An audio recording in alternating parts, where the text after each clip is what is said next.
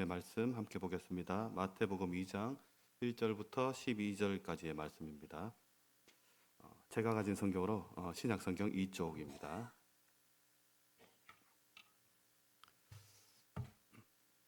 마태복음 2장 1절부터 12절까지의 하나님의 말씀을 저와 한 절씩 교독하겠습니다. 헤롯 왕 때에 예수께서 유대 베들레헴에서 나심에 동방으로부터 박사들이 예루살렘에 이르러 말하되 왕으로 나신 이가 어디 계시냐? 우리가 동방에서 그의 별을 보고 그에게 경배하러 왔노라 하니 헤롯 왕과 온 예루살렘이 듣고 소동한지라.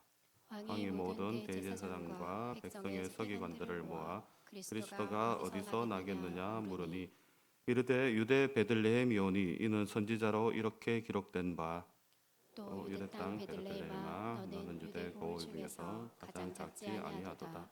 내게서 한 다스리는 자가 나와서 내 백성 이스라엘의 목자가 되리라 하였음이니이다.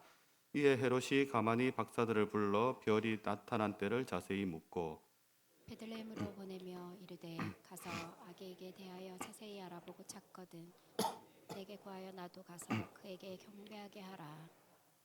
박사들이 왕의 말을 듣고 갈새 동방에서 보던 그 별이 문득 앞서 인도하여 가다가 아기 있는 곳 위에 머물러 서 있는지라.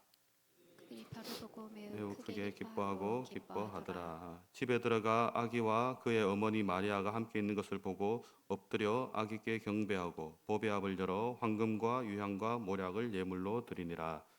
그들은 꿈에 헤롯에게로 돌아가지 말라 지시하심을 받아 다른 길로 고국에 돌아가니라. 아멘.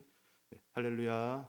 네, 반갑습니다. 예배 자리에 함께 하신 모든 성도님들께 우리 주님의 크신 은총과 평안이 가득하시기를 빕니다. 오늘 읽은 마태복음 말씀은 참 잘 아시는 말씀이죠. 동방박사 이야기입니다. 예수님이 태어나시고 박사들이 찾아와서 예수님께 경배하고 세 가지 예물을 드렸다 하는 그 이야기인데요. 이 이야기는 교회를 다니지 않는 사람들도 뭐 누구나 다 잘 아는 그런 이야기입니다. 예수님이 탄생하실 거라는 이야기, 그러니까 메시아가 이 땅에 오게 될 거라는 이야기는 유대인들만의 이야기는 아니었습니다. 세상의 구원자 메시아가 태어나실 거다 하는 이야기는 구약에 수차례 많이 반복이 되어 있고 또 그분이 오실 것을 이스라엘 사람들 그리고 그 이야기를 믿었던 많은 사람들이 간절히 기다렸습니다. 그래서 이스라엘이 아마도 이제 바벨론 포로 생활을 하고 그의 후손들이 또 그곳에 살았고 그래서 이스라엘의 동쪽에 있었던 지역에 살던 사람들도 아마 왕이 태어날 것을 그렇게 기다렸던 사람들이 많이 있었을 것 같습니다. 그래서 흔히 동방박사다 그렇게 불려지는데 성경에는 보시면 동방으로부터 박사들이 와서 이렇게 되어 있으니까 그 표현 때문에 이 사람들을 이제 동방박사다 그렇게 우리가 쉽게 부르고 있죠. 동방박사는 전통적으로 우리가 세 사람이다 그렇게 알고 있는데요. 그렇게 이제 세 사람이라고 알고 있는 이유는 이제 교회에 전승되는 이야기가 있기 때문입니다. 사진을 하나 좀 보여드리겠습니다. 카타콤 벽화입니다. 저기 벽화에 보시면 아기를 안고 있는 마리아가 있고 세 사람이 찾아와서 경배하는 모습이 그려져 있는 그림이 있죠. 그리고 이제 또 다음 그림을 하나 보시면은 6세기에 그려진 그림인데요. 이제 세 사람의 이름도 보면 표시가 되어 있습니다. 그림 위쪽에 보면은 세 사람의 이름이 이렇게 나옵니다. 메르키오르, 카스파르, 발타자르 이렇게 이제 위에 조그만하게 쓰여져 있습니다. 그러니까 이 세 사람들의 이름이 있는 걸로 봐서는 아마 이제 저 사람들이 예수님께 이제 경배하고 갔다는 그런 이야기가 계속 교회에 전해졌던 거죠. 보통 이제 황금, 유향, 모략 이렇게 세 가지 예물을 예수님께 드렸다 해서 동방박사가 세 사람이었을 거다라고 추측을 하지만 사실 이제 정확한 숫자는 알 수는 없습니다. 몇 사람이 왔다 갔는지 성경에는 그냥 박사들이라고만 나오기 때문에 정확한 숫자는 알 수 없지만 그래도 아마도 저렇게 세 사람 딸랑 오지는 않았을 겁니다. 다음 그림을 하나 보여주시면 이런 그림이 아니었을까. 물론 이제 상상해서 그린 그림이지만 그 먼 동쪽에 뭐 페르시아라고 예를 들자면 그쪽에서 온 사람들이 아무런 안전 호의 없이 딱 세 사람만 오지는 않았을 거예요. 그 사막을 여행을 해야 되는데 그래서 아마도 꽤 많은 일행이 왔을 거다 그렇게 추측해 볼 수 있습니다. 어, 질문을 하나 해보겠습니다. 이 동방 박사들이 예수님을 만났습니다. 그리고 예물을 드렸죠. 그리고 이제 자기 나라로 돌아갔습니다. 그리고 나서 어떻게 살았을까요? 이 사람들이. 오늘 읽은 이제 마태복음 2장 이제 12절에 보시면 동방 박사의 꿈에 하나님이 나타나십니다. 그래서 헤롯에게로 돌아가지 말고 다른 길을 통해서 자기 나라로 가라. 그렇게 이제 말씀을 하시죠. 그렇게 돌아간 사람들이 하나님의 음성까지도 들은 사람들이 자기 나라 땅으로 돌아가서 아무 일도 하지 않았을지는 않았을 거예요. 이전과는 달라진 삶을 살았겠죠. 그 먼 나라를 낙타를 타고 아마도 낙타를 타고 여행을 해서 그렇게 만나고 싶었던 그분을 만났고 그리고 그 예수님을 눈으로 봤고 그리고 돌아갔단 말이에요. 그러면 자기 나라 땅으로 돌아가서 그 이야기를 전하지 않았을까요? 그랬겠죠. 우리가 돌아가서 우리가 그렇게 별을 보고 기다렸던 메시아를 우리가 만났다. 우리가 그분을 눈으로 봤다. 우리가 그분께 준비한 예물을 드렸다. 라고 사람들에게 전했을 겁니다. 왕으로 오신, 세상의 왕으로 오신 예수님의 이야기를 전했겠죠. 그래서 이제 전승되는 이야기에 보면 이 동방 박사들이 이제 또 돌아가서 자기 나라 땅으로 돌아가서 마치 세례 요한처럼 예수님이 구원자로 이 땅에 오신 분이다라는 것을 전했다고 그렇게 이야기가 전해지고 있습니다. 이 사람들은 그 후에 다들 100살 이상 살았다 그래요. 카스파르는 109살, 메르키오르는 116살, 발타자르는 112살. 뭐 조사를 해보니까 이렇게 뭐 기록이 있다고 하는데 이 사람들이 그렇게 오랜 세월을 살고 나중에 이제 유해가 이제 죽고 나서 그 유해는 터키 이스탄불에 있는 소피아 성당에 이제 보관이 이제 안장이 이제 되게 됩니다.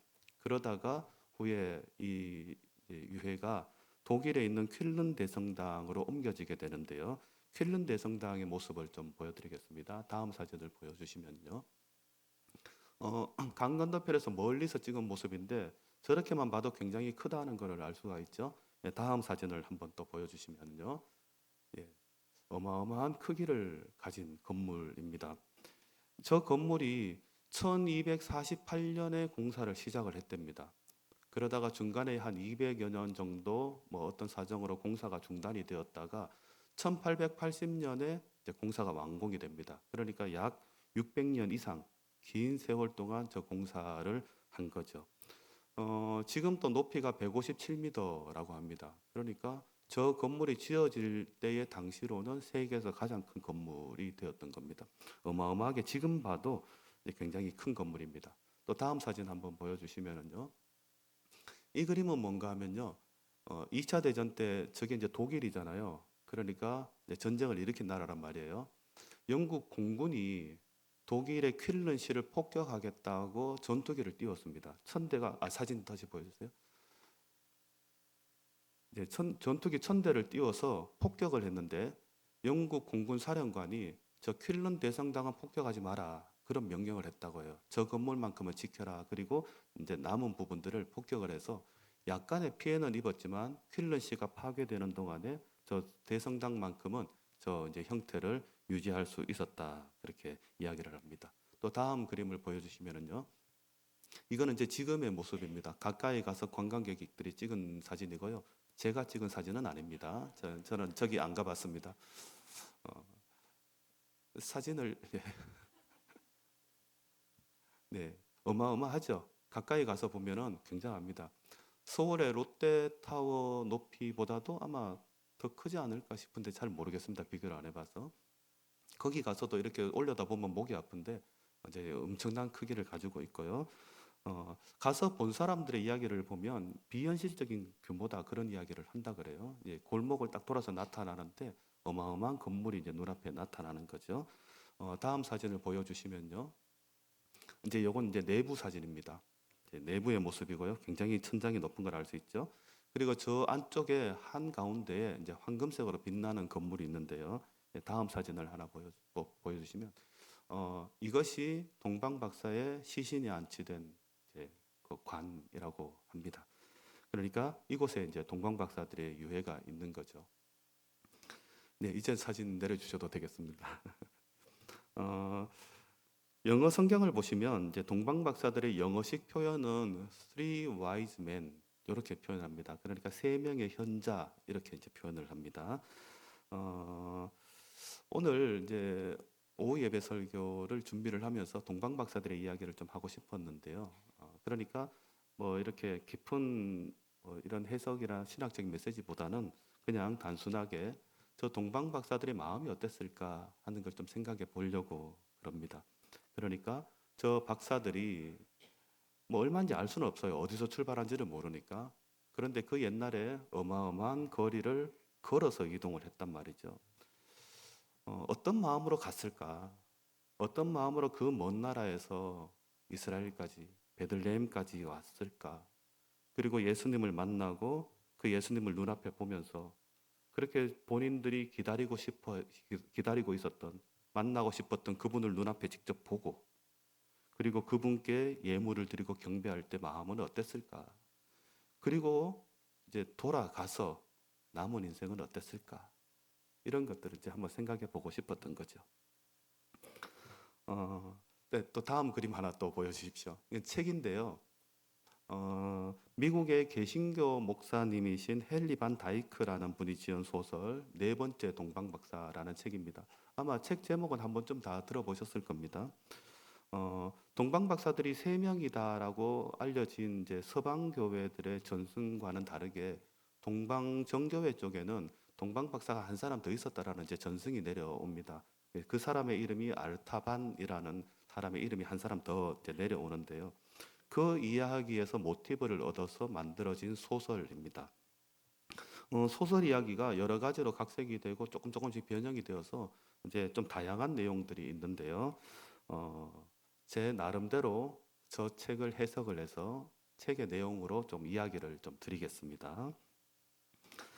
아르타반이라는 이제 동방 박사 한 사람이 더 있었습니다. 앞에 알려진 세 사람들과 함께 별을 보면서 이제 연구를 했던 그런 사람이었습니다. 이 네 사람이 별을 보고 연구하던 중에 왕의 탄생을 이제 보게 된 거예요. 메시아가 탄생한다라는 것을 보고 그를 만나기 위해서 서쪽으로 이동하기로 합니다. 만날 약속을 하고 네 사람이 다 만나기로 했는데 이 아르타바는 어떤 사정 때문에 그만 약속 장소에 늦게 도착을 하게 됩니다. 그래서 세 사람이 먼저 길을 떠나요. 이 아르타바는 혼자서 이제 뒤쫓아 가야 되겠다 생각을 하고 이제 예물을 준비합니다. 청옥과 홍옥과 진주 그렇게 세 가지 예물을 준비해서 이제 여행을 따라갑니다.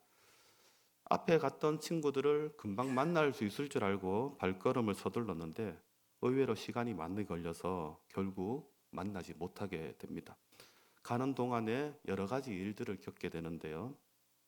어느 날 사막 광야의 한 구덩이 속에서 피를 흘리고 있는 꼬마 아이 하나를 발견을 합니다.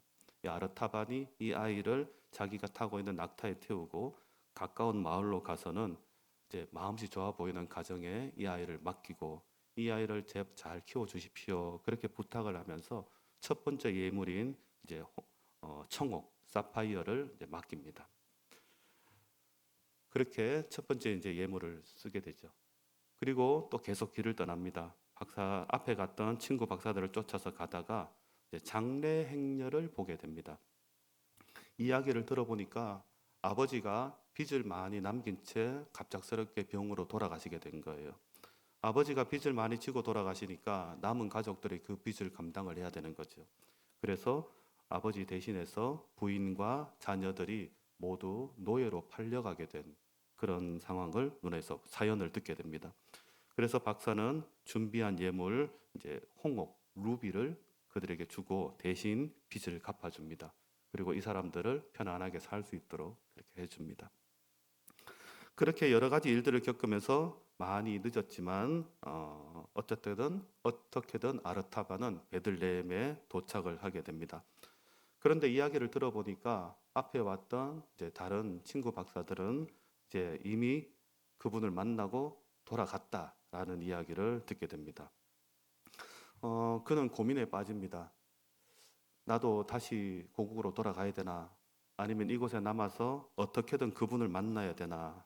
그렇게 고민을 하다가 만나지도 못하고 고국으로 돌아가지 못하고 방황을 하다가 이집트 땅으로 이제 가게 됩니다.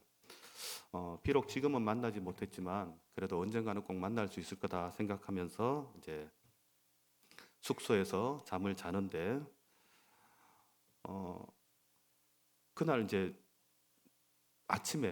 밤에 막 갑자기 소란스러운 거를 이제 울부짖는 소리도 들리고 소란스러운 상황이 나타난 거예요. 상황이 심상치 않아서 나가 보니까 헤롯이 보낸 군대가 와서 2살이야 어린 아기들을 죽이고 있다는 그런 소식을 듣게 됩니다. 아르타반이 지금 묵고 있는 이 숙소에도 군인들이 찾아와서 여관 주인의 아이를 죽이겠다고 칼을 들고 오고 있었습니다. 이 아르타반이 급하게 군인에게 사정을 합니다. 제발 이 아이를 살려주십시오. 그러면 내가 이 진주를 당신께 드리겠습니다 하면서 마지막으로 준비했던 예물을 군인 손에 쥐어주고 아기 한 명의 생명을 살리게 됩니다. 그리고는 어디에 있을지도 모를 그 메시아를 찾아서 이집트 땅으로 이제 떠나게 됩니다. 이제는 예물도 아무것도 없지만 구세주로 태어난 아기를 만나고 싶다라는 소망을 가지고 물어 계속 가는데 그렇게 가다가 어느 대도시의 항구에 다다랐을 때 또 어떤 사람들을 만나게 됩니다. 한 아버지가 끌려가는 모습을 보게 된 거예요. 그리고 아버지가 끌려가고 있을 때 부인과 자식들이 울부짖으면서 매달리는 그런 모습을 보게 되었습니다. 이 잡혀가는 이 남자는 노예였는데 주인에게 반항을 했다는 이유로 주인이 화가 나서 노예선에다가 팔아버린 거죠. 이 아르타반이 이 불쌍한 사람들을 살려달라고 간청을 했지만 소용이 없었습니다. 그래서 아르타반은 어떻게 하냐면 내가 이 사람 대신에 노예선을 타겠습니다. 그러니까 이 사람을 살려주십시오. 그렇게 이제 대신 노예선에 노예로서 배에 올라가게 됩니다. 이제 아르타바는 구세주를 만나겠다는 생각조차 할 수 없는 처지가 되었습니다. 그는 죄수선에 묶인 채 죽음의 소용돌이 속에서 매일매일 노를 저으면서 버텨낼 수밖에 없는 처지가 되었습니다. 뱃속에서 햇빛도 제대로 보지 못한 채 이제 언제 죽을지도 모르는 그런 처지가 되고 나니까 내가 지금까지 뭘 한 건가 하는 그런 회한이 밀려오게 됩니다. 그렇게 마음이 힘들고 정신적으로 어려워지는 그런 위험한 때가 되었을 때 그날 고향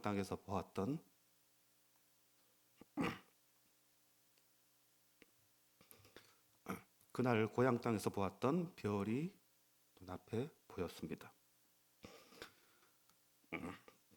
그 별빛은 지금 자신이 올바른 길로 하고 있다는 확신을 주었습니다. 그렇게 죽음의 괴로운 상황에서도 그는 마음의 위로를 받게 됩니다.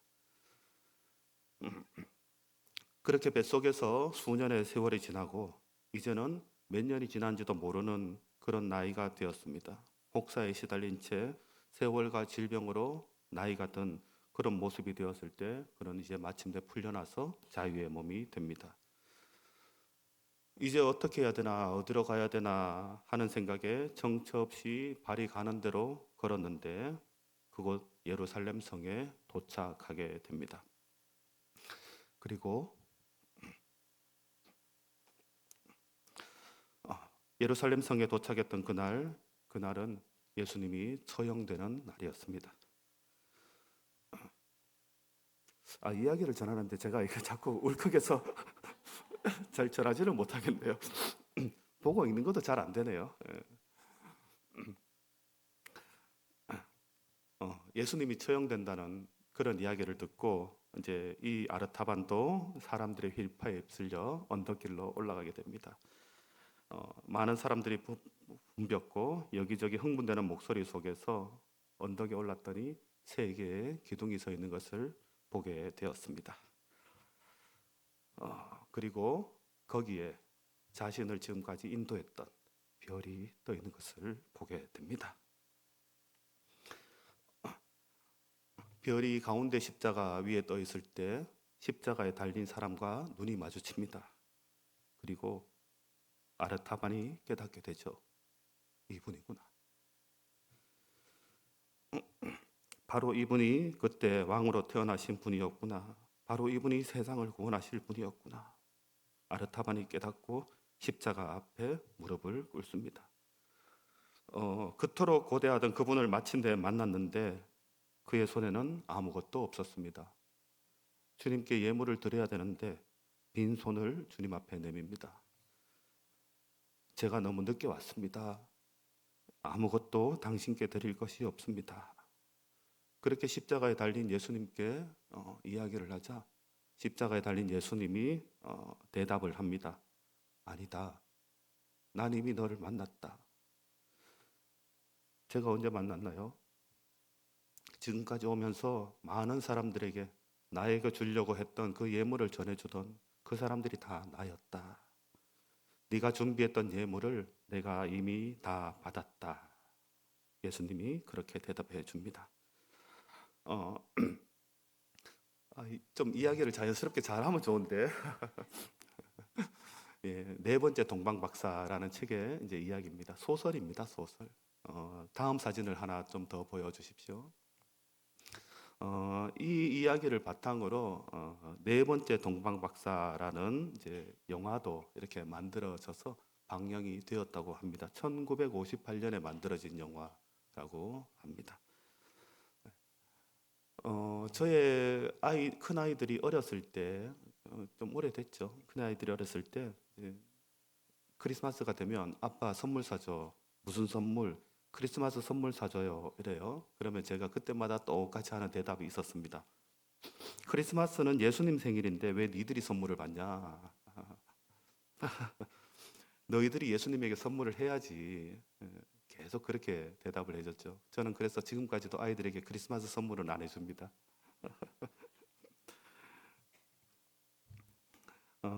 맞지 않습니까? 예수님 생일이니까 선물을 드리려면 예수님께 드려야죠. 예. 그럼 어떻게 하는 게 예수님께 선물을 드리는 걸까요? 예수님께 선물을 드리려면 어떻게 하면 될까요? 예, 동방박사들의 이야기에서 힌트를 발견할 수 있으면 좋겠습니다. 예수님의 마음이 있는 곳에, 예수님이 사랑하시는 사람이 있는 곳에, 예수님이 기뻐하실 일을 하는 것이 예수님께 선물을 드리는 거 아니겠습니까? 예수님의 마음이 있는 것을 찾고 예수님의 눈길이 머무는 곳에 나의 마음도 있게 하는 것. 작고 소외되고 약하고 누군가의 도움이 없으면 살 수 없는 사람들에게 하는 일이 예수님에게 해드리는 일이라고 믿습니다. 얼마 전에 어떤 이제 TV의 꽁트 프로를 하나 보는데 이제 서로 대화를 하는데요. 이제 설정인가 봐요. 이제 크리스마스가 뭔지 모르는 사람이에요. 12월 25일에 빨갛게 달력이 되었길래 이날은 뭔데 빨간색이에요? 이렇게 물었더니 크리스마스 몰라요? 이렇게 이제 대답을 하는 거죠. 꽁트예요, 꽁트. 그래서 크리스마스 처음 들어본다고. 야, 크리스마스가 뭔지 모르는 사람이 있네. 그러면서 크리스마스를 설명을 해주는데 어떻게 설명하냐 하니까 처음부터 끝까지 산타 이야기를 해요. 산타 이야기를 하고 또 남녀간에 연애하는 이야기, 선물 주고받는 이야기, 노는 이야기 그렇게만 쭉 설명을 해줘요. 크리스마스가 이런 날이라고. 도대체 뭐라고 살았길래 크리스마스가 뭔지도 모르냐 뭐 그러면서 설명을 하는데 듣다가 이제 마음이 아픈 거죠. 크리스마스는 예수님이 주인공이어야 하는데 예수님 없는 크리스마스가 우리에게 너무나 익숙해져 버렸습니다. 이제 10일 정도 후면 성탄절이 되는데요. 대림절을 보내고 성탄절을 앞두고 있는 이런 때에 아기의 모습으로 이 땅에 오신 우리가 예수님을 한번 깊이 생각을 해보면 좋겠습니다. 예수님이 주인이신 성탄절, 예수님이 주인공이 되신 성탄절, 그 성탄절 크리스마스를 우리가 정말 예수님과 함께 누릴 수 있으면 참 좋겠습니다. 우리 교회도 그것을 기념하면서 성탄절 발표회도 하고 성탄절 당일날 새벽 예배와 또 성탄절 예배로 드리고 하는데, 이 모든 것의 주인은 예수님이다 하는 것을 우리가 생각하면서 이 날들을 잘 보낼 수 있기를 바랍니다. 그래서 머지않아 시작될 2026년에도 예수님의 마음으로 우리의 삶을 잘 살아가시는 저와 우리 모두가 되기를 축복합니다. 기도하겠습니다. 예수님을 기다렸고 간절한 마음으로 하늘을 보던 동방 박사들은 마침내 예수님의 탄생을 직접 보았습니다. 그 감격 가지고 평생을 살았을 동방 박사들의 삶을 생각해 봅니다. 우리도 그들처럼 예수님을 간절히 기다리는 마음을 가지게 하시고 예수님을 만나서 예수님의 이야기를 전하며 살아가는 그런 우리들이 되게 하여 주옵소서. 그래서 우리들의 삶을 통하여 예수님의 이야기가 세상에 퍼져나가도록 이끌어 주시고 주님을 전하며 살아가는 그런 그리스도인 되게 하여 주옵소서. 감사드리며 예수님의 이름으로 기도드리옵나이다. 아멘.